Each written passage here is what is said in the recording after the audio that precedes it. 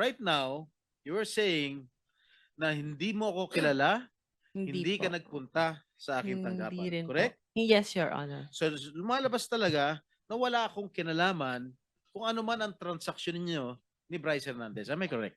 Yes, Your Honor. Sir, 1 second. Di mo kilala si Senator Jinggoy at hindi ka nagdala ng pera sa kanya.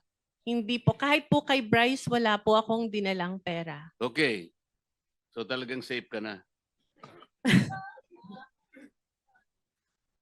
Please, continue. Message mo nung December 11, which was a Sunday, may sinasabi ng isang delivery. Tama po ba? Yes po. Ano ito? Para saan at para kanino? I meant by delivery po are the documents na hinihingi niya po for the processing po ng joint venture with the supposed contractor. Hindi pera ito. Kasi ang Hindi. ini-insinuate ni Bryce Hernandez no sa House of nung nag-testify siya, ang insinuation sa akin because of my connections allegedly with certain Beng Ramos and yourself na staff ko raw si Beng Ramos, yung delivery na, ang pinalabas niya sa house, yung delivery niya, yung ibig sabihin ng delivery, pera. Na nag-deliver ka ng pera straight to my office.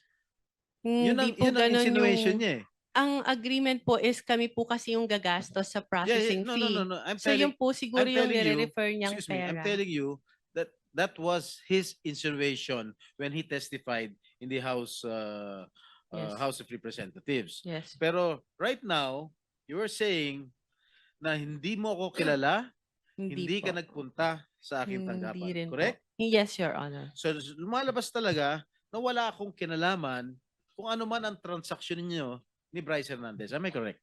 Yes, Your Honor. Sir, 1 second. 1 second. With the permission of Senator Estrada. Yes, please. So hindi mo kilala si Senator Jinggoy at hindi ka nagdala ng pera sa kanya. Hindi po. Kahit po kay Bryce, wala po akong dinalang pera. Okay. So talagang safe ka na. Please, continue. Okay. Nabigyan ka ba o na-awardan ka ba ng DPWH project ni Bryce? Wala po kaming na-award na project dahil hindi nga po kami natuloy na mag-bid, Your Honor. So kasi again for the last time, pinalalabas kasi ni Bryce Hernandez ng text message ay patungkol sa akin. Okay? Very clear yan. Pero mismo ang taong kausap sa text ay nagpapatunay na kayo na wala naman akong kinalaman dyan. Can Wala you please po. confirm? Your Honor, ang usapan pa lang po namin is magkakaroon pa lang po ng joint venture para po mag-qualify po kami. And for that, sa ganyang pagkakataon po kasi, meron pa pong invitation to bid and hindi ko pa rin po alam kung ano yung project specifically dahil nga po over the phone lang kami nagkakausap. That's why I want to send a staff para po mas malaman mabuti ano ba yung project na sasalihan po namin na for the joint venture agreement. Before you proceed, Senator Jinggoy, the committee welcomes DOJ Secretary Crispin Boying Remulla to the Senate. Thank you. Thank you. So tapos na ako sa iyo Madamina. Tiga-Sambales ka Nice pala? to meet you, sir. Tiga-Sambales ka? Opo. Lumaki ka sa Sambales? Yes po. Marunong ka magsalita?